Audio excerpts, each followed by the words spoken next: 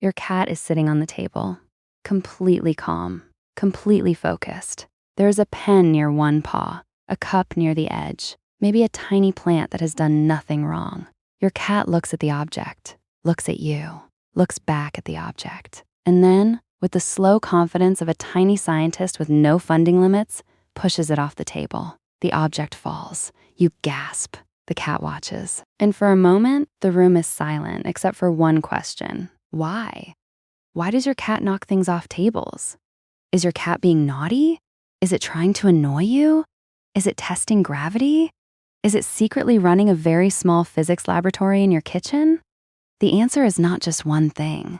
With cats, it rarely is. Knocking things off tables can come from curiosity, play, hunting instincts, cause and effect learning, boredom, attention-seeking, or simply one interesting object sitting too close to the edge.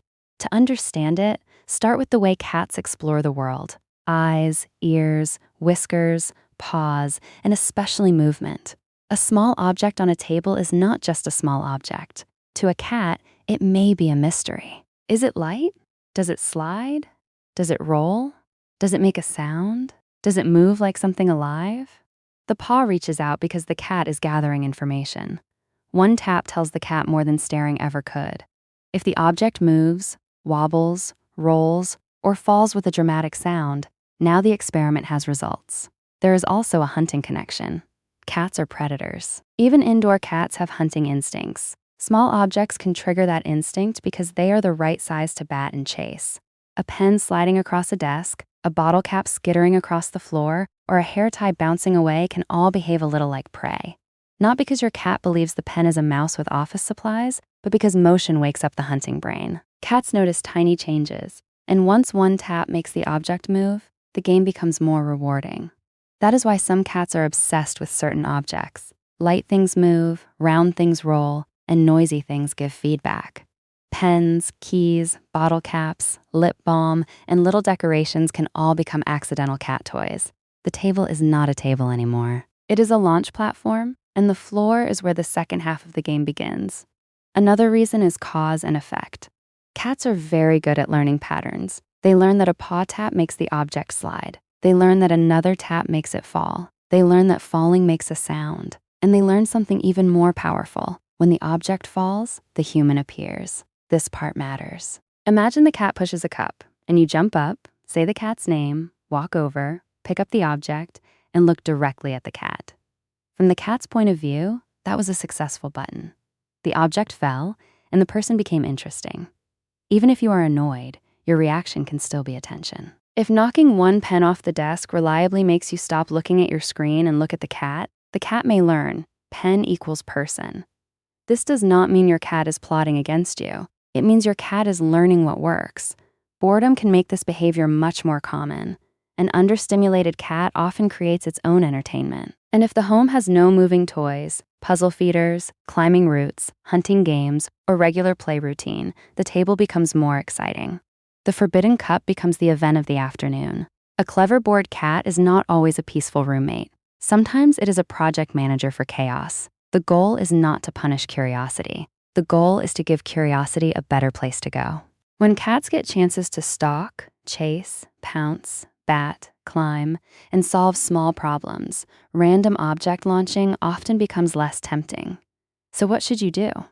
First, protect the breakable things. This sounds boring, but it is safest. If something is glass, sharp, expensive, sentimental, or dangerous, do not leave it on the edge and hope your cat develops respect for interior design. Cats are wonderful, but they are not famous for respecting decorative arrangements. Move fragile objects away from edges, use closed storage when needed, and keep medication, candles, food, and small, dangerous items out of reach. Prevention is not failure.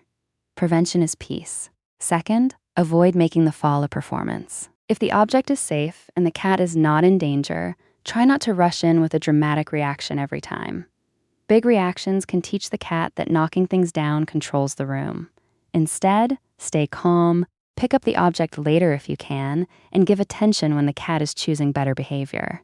Reward the moments you actually want. Feet on the floor, paws on the scratching post, playing with the toy, settling on the cat tree, or looking at you without launching office supplies into space.